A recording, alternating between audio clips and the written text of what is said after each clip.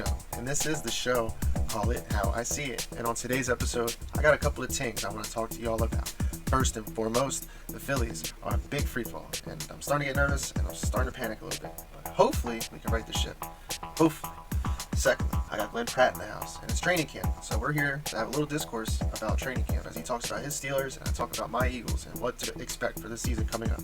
And thirdly, 304 of UFC just wrapped up, so I have to have John Carlos back because we're going to talk about it, and it's really some can't miss stuff that you do not want to miss out on. I'm telling you, it's really that good. Yes.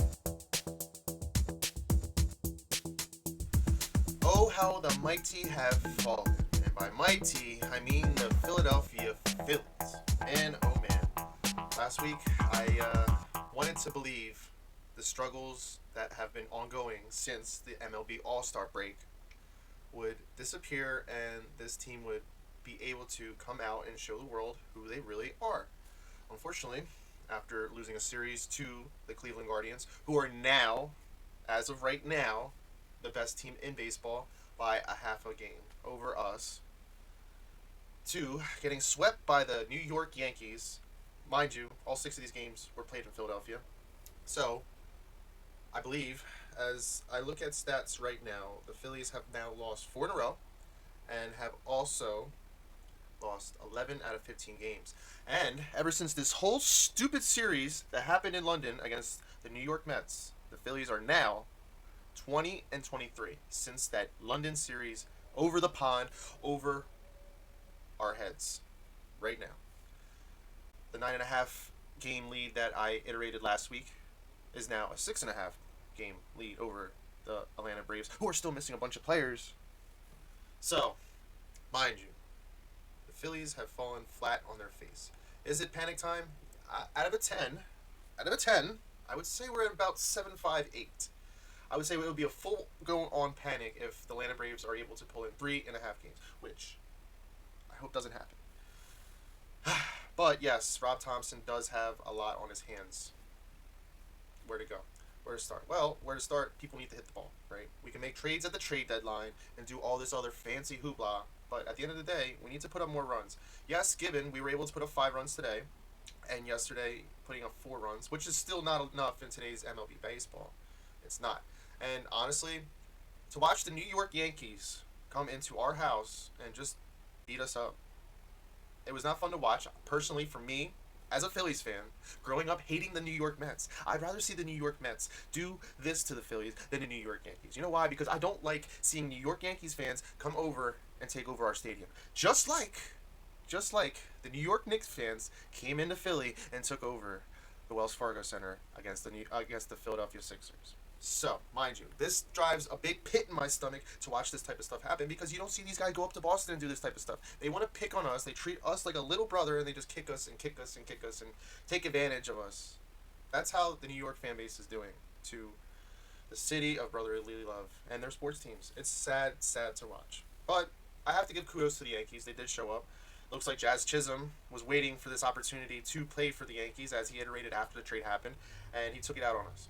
He wanted to start playing third base, and within a 24-hour period, he hit 4 home runs. Given, mind you, off a position player on one of them, but still 4 home runs. One off of Zach Wheeler and everything else. So, yes, definitely a series to forget. I also want to iterate to the point, why are we pitching Aaron Judge? I mean, I think he deserves the Barry Bonds treatment since he is a Triple Crown contender. But, you know, maybe ego and other things involved. Pitcher ego, really? Is that what we're talking about? We're talking about trying to win games, okay? And this guy obviously hits the ball or gets on base every time. So, mind you, today he was 0 for 4, but that doesn't happen. And he is probably going to win the Triple Crown and win the AL MVP since Shohei Ohtani is now in the NL League. Now in the National League. So, looks like the Yankees might have things going for them. They were able to make some trade acquisitions. Leader coming in as bullpen relief definitely bolster what they have going on. Garrett Cole didn't even make his start yesterday, and we lost to some kid named Warren, and it was just really bad. I'm really tired of this. I'm really tired of seeing the streakiness. August is the most important month in baseball. Okay, so if the Phillies want to show up and be a true championship team, now is the time to do it. Now is the time to put the things to rest and put everything else to bed.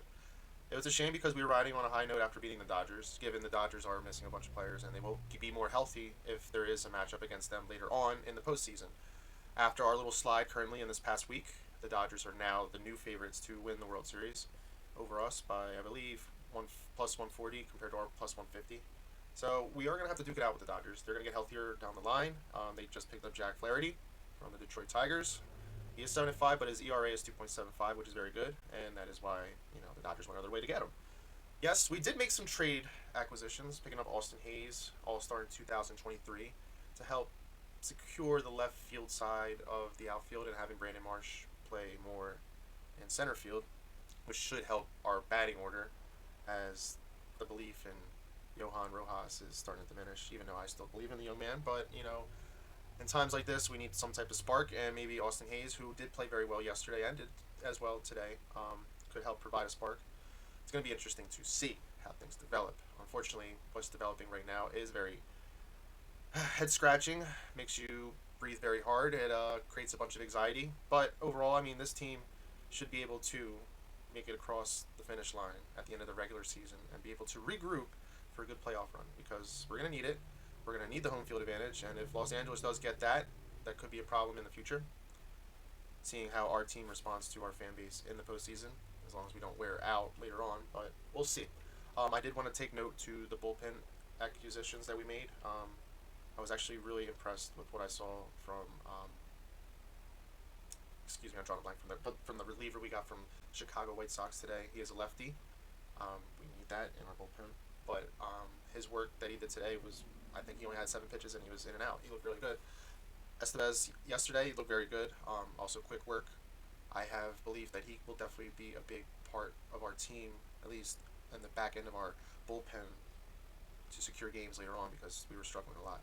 Gregory Soto, no longer here. That project didn't work out, because it's kind of funny to see now that Matt Verlaine, our old prospect that we gave in that deal for Gregory Soto, is now actually becoming a baseball player. But that's just something we have to chalk up and think about later. That's on Dave Dombrowski. But picking up the kid we did from the Baltimore Orioles, he is a Double-A prospect, Spencer Johnson, I believe, starting pitcher. Given that Ranger, also good timing for Ranger to go on the IL. We're going to need some more pitching. Yes, I am a fan of Tyler Phillips. He has been pretty good. He'll be on the mound next for us. I just want to see us be able to make it to the finish line and have a lot of these doubts that we have now be brushed under the rug later on. And I just really hope that we show up in August, because July was not a good month for the Phillies. As I iterated in the beginning of this segment, we are no longer the best team in baseball. The other teams have just made up a lot of ground. Mind you that, I say this in a light where the other teams that have, caught up, such as the Guardians and the Yankees, given they are in the American League. But we are neck and neck with the Dodgers now. So, and if they get healthy and we're not where we need to be, that could be very problematic in the future. So, given everything that we've been watching this past week, I really hope this is the worst part of our season. I really do not hope or think that our best baseball is behind us. I really hope not. But at the end of the day, people need to start hitting the ball. Given Nick Castellanos has been a bright spot for this lineup. He had a good day today. And honestly, today, how did DJ LeMahieu, right? I'm trying to understand. This guy is a great player. He is. He was at one point, but in this year he's having a bad year. But mind you, he's batting under 200, and today he has a career game. Even freaking the pitcher they were trying to, Nectar Cortez, right? They were trying to trade him, and he has a good day today against us. Go figure, right? Giancarlo Stanton, right? Struggling for most part of the year. Has a good game against us today. It was just bizarre world, this series. But just to see the New York Yankees fans now, not the Knicks fans. And like I said, I would have rather watched the Mets do this. But to see the Yankees do this in our house, that's all I have to say.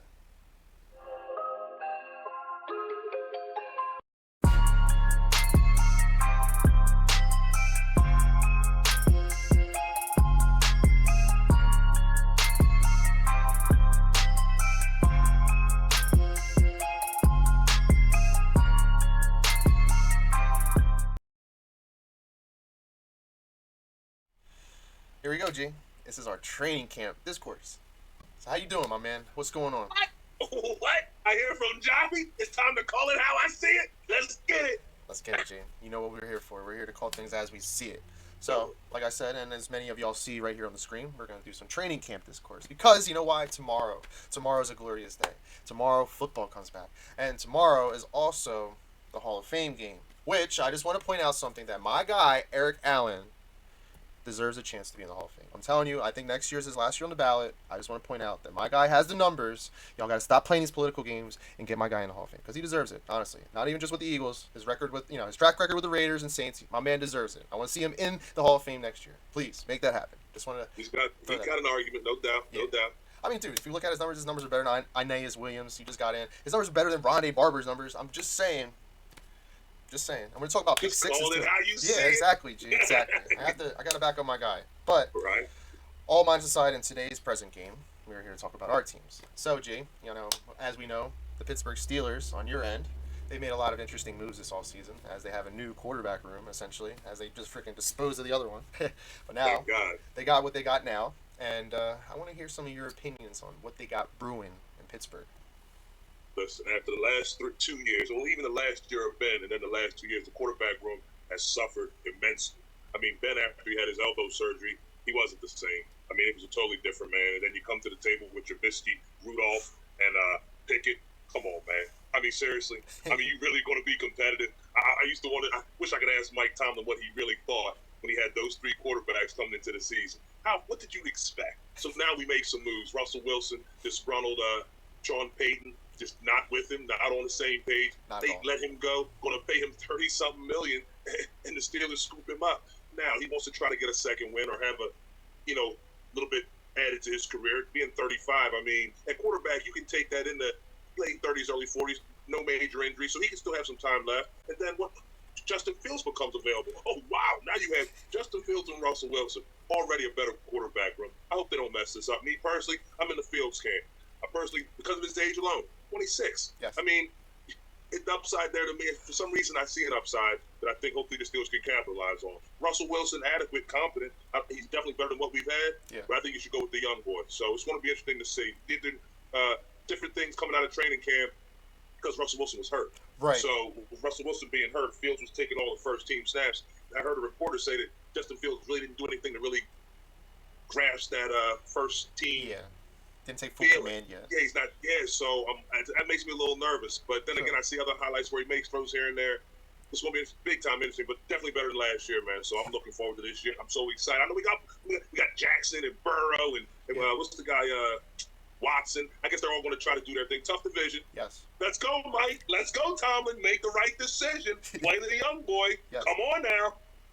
It's going to be interesting. That a lot of light's going to go onto your quarterback situation going on. I mean, essentially, I think when they first picked up Russ, it was like, oh, he's the starter. And then, Fields came along, and they're like, okay, maybe we can make this a competition now. And because they're not financially obligated to Wilson, either they should go in even. And whoever plays the best, give them the keys, right? I agree. That's what it's about. The best competitor should win the job. And given that Russ is hurt right now, and it kind of gives this guy a head start. You know what I mean? Like, gives the coaches, the coaching staff a head start to seeing how Fields looks with the first team, and that definitely helps. I mean, yes, given reporters might see things differently and get their inputs and whatever, but the reps matter. Whether they're good or bad, they still matter. You know what I mean? Like, and I think we can agree at this point in their careers right now, given age and everything, I think it's just clear that Justin Fields, in terms of arm strength, in terms of, skill set and athleticism, he is definitely the more talented quarterback. I mean, I think everybody would agree with that.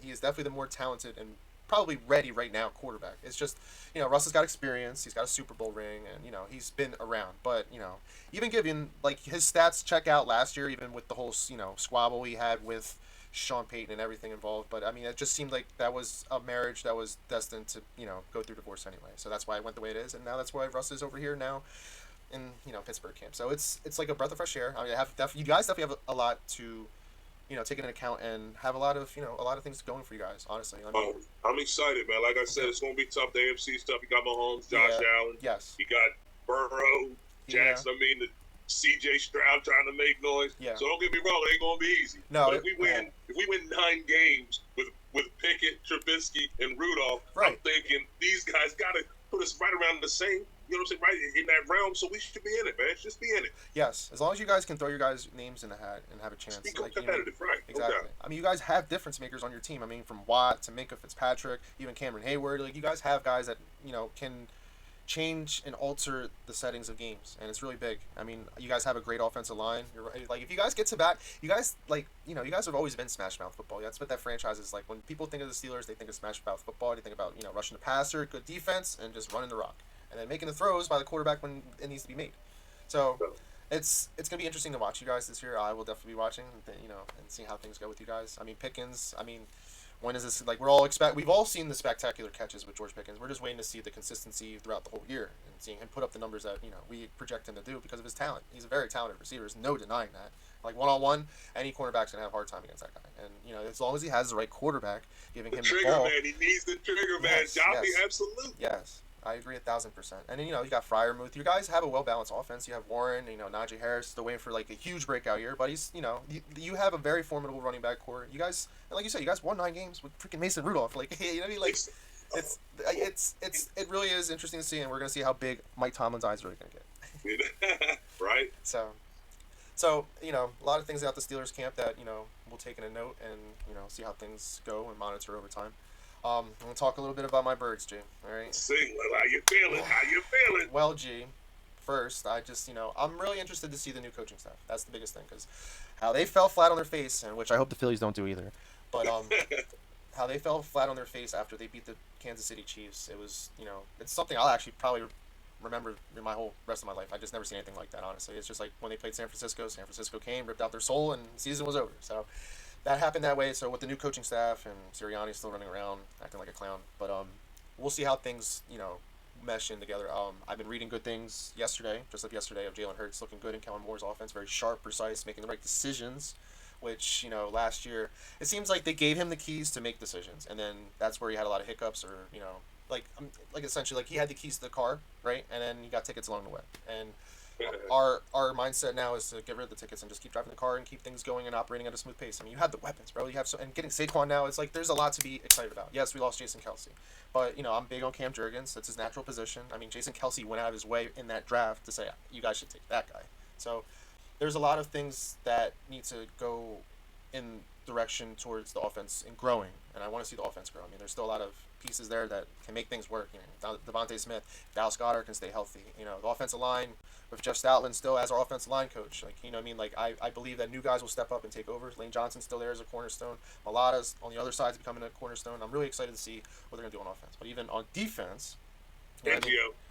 Yes, Vic Fangio, very interesting character. I mean, 15 years ago when he was with Harbaugh, I mean, those defenses in San Francisco were immaculate. And, he had a good run with the Bears, I believe, and then was coaching the Broncos, and had a weird year last year with the Dolphins. It seemed like as more stories came out over time that, a lot of the players got, didn't want to buy into what he was doing and was more concerned about, the lifestyle of Miami compared to, buying into the guy's defense. But, breath of fresh air, now he's in Philly.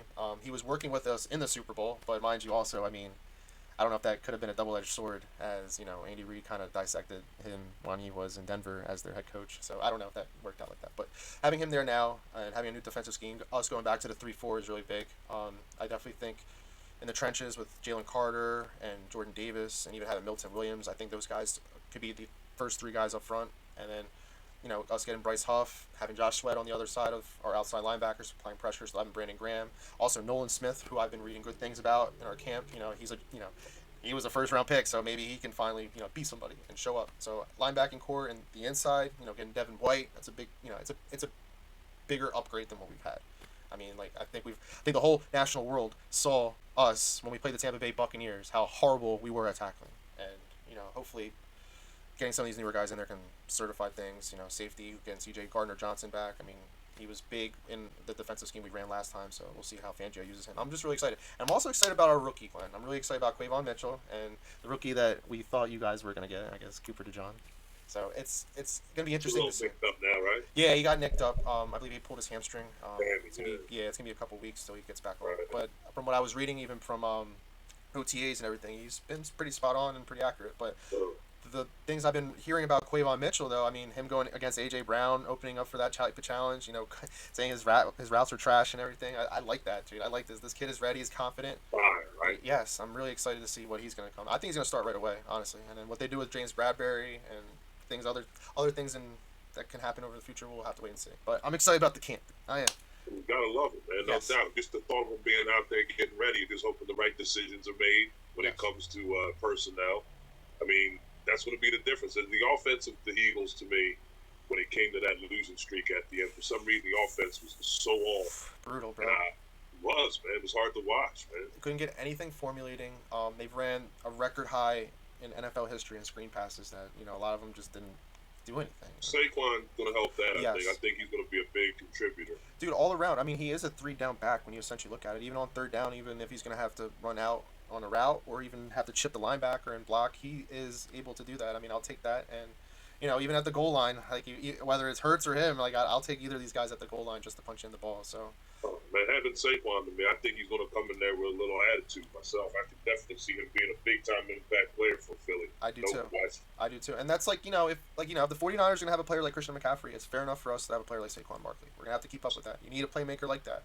So. Not an answer. Right. Yeah. Exactly. So, I mean, given if he can stay healthy, you know, the sky's the limit, honestly, for this offense. So, it can make a lot of people look good. It can make Kellen Moore look good again. You know what I mean? Like, he was almost like a laughingstock last year with the Chargers and trying to, like, make things work there. But given this opportunity now with this offense, if he looks good here, he can probably end up with a head coaching gig, which he's been looking for this whole time with Dallas. So, everything could work out. And I also like the aspect that we have Saquon and we have, you know, like playing against the Giants, and also like the aspect of Kellen Moore against the Cowboys, because like these guys, they want to stick it to their old teams. You know what I mean? They kind of have a sense like these teams kind of threw them out and they don't want them anymore. So I hope that kind of can come to light during when we play these, you know, rivalry games and stuff like that. So it's gonna be interesting to see. I'm really excited, G. And you know, even though tomorrow is like a walk in the park kind of game, I'm excited that football's back. You know what I mean? It's the biggest Absolutely. thing. And I tell people all the time, as excited as I am, and I'm excited as it comes. I mean, this is my time of year. Love all sports. Yes. I mean, if anything that has statistics or ball, and I'm all in on. You know what I mean? That's my thing. But football season, that's when I shine. Yeah, it puts a big smile on our faces. It really does. Absolutely. But G, I appreciate you coming on, man. I do. Appreciate you having me, Joff. You know I'm always down to call it how I see it. That's right. Good luck to your Steelers, and good luck to the Birds, I guess. Same to your Birds, man. I'll get back with you, Joffy. Steagles, man. You safe. Peace. All right, now. G. I'll see you.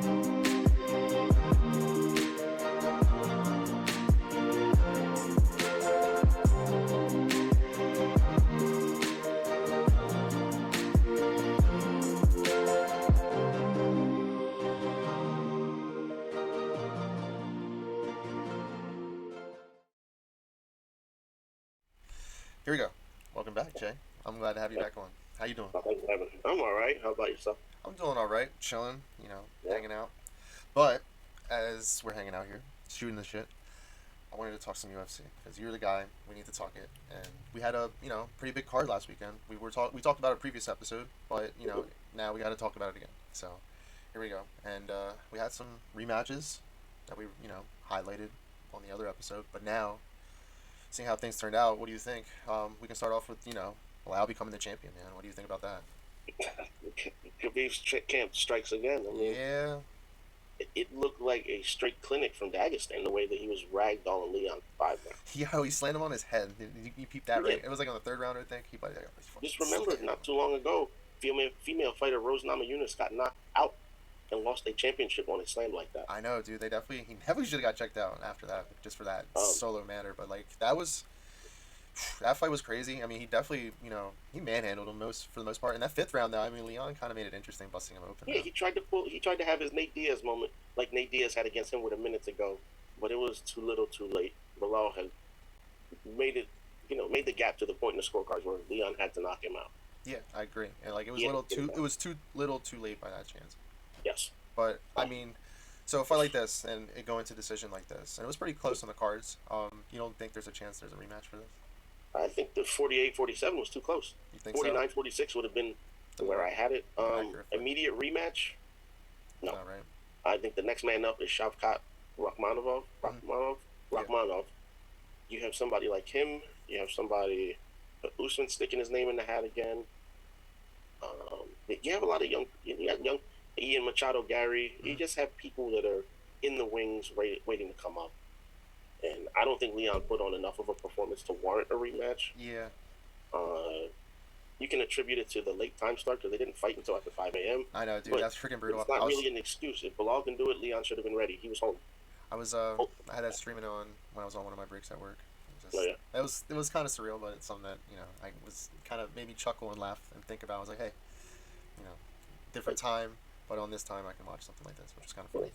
Do I get? I looked at some of the fans, like they were getting like breakfast sandwiches. Yeah, right. It was that time. It was that time of day, man. 5 in the morning. Let's go catch up. But it didn't feel like it. I'll tell you that though. No, The crowd was raucous. I know over there it's just different over the pond and everything.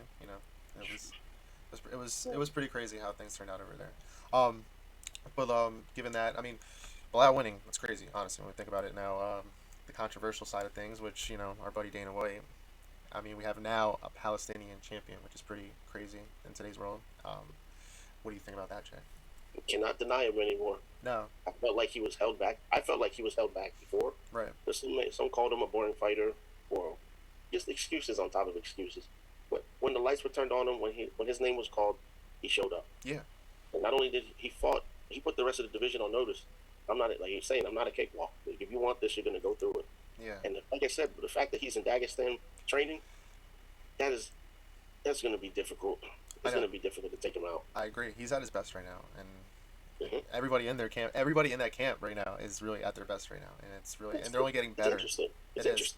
There's a big growth factor. He's training in Dagestan. Islam Makhachev, same camp, wants to move up for the double championship, but Bilal said he will not fight him. Exactly. They won't fight each other, and that's the biggest thing. Bilal said he wouldn't fight. Right. Islam didn't say anything. Oh shit. Okay then. He didn't say anything. Well, I guess that's something we can definitely monitor. But I mean, I don't. If if the one party don't want to fight, I don't see it really happening. I don't. No, I mean, Islam just came down with like a torn tendon in his hand that might keep him out for the better half of a year. Right. So it'll be a while before we see him again. Time will tell. So let's talk about the Espinel knockout, dude. That was pretty crazy too. I mean, It was. our boy Blades, man. I think he might be under wraps. I have to call it a day for him. Was it good Aspinall or bad Blades? That's the question. It's like it was a little sloppy, them swinging at each other. It was just like Very Blades was. sloppy. It just wasn't looking like Blades was gonna connect with anything. He really tried, but given I think the spacing and everything, and then Espinal finally started connecting, and when he stumbled him, explosive. yeah, exactly. You're right. He had definitely a firecracker type of punch that just like stumbled this guy, and he fell on his feet, and then he was able to finish it. So, Aspinall. I mean, I guess we're going to find out in the future what is the hold, because Dana has already said that he is getting the winner of Jones Stipe. Right. And, which is crazy. Finally. You need Jones and Stipe to happen. I know. We've been waiting for years, bro. We have, and now finally in the works. Even if Jones wins, and Dana made the statement already, who is to say that the fans are not going to cry for Pereira? Yeah, that can be on the table too. That is the true legacy fight. That is the true box office fight. Right. I mean, if he moves up in weight and fights him, that'd be really crazy. Oh, it's a legacy-defining fight for both. That's what we're waiting for.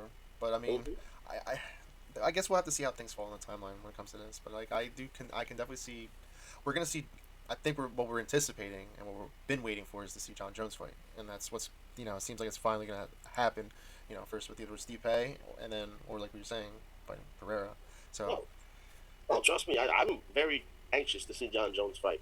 I have a tendency of taking PTO when he fights because I ain't going into that. No, it's a spectacle, and you're watching a goat fight. I mean, if the goat's fighting, everyone needs to be paying attention, and plus everybody. Time stops. I was just gonna say that. I was gonna say that exactly. I like when John Jones is fighting in the ring. Like the whole UFC world is on a whole stop. It's on pause. It's just tuned in and watching that. So it's definitely that type of magnitude when he's back in the ring, which we're all anticipating and waiting for. So.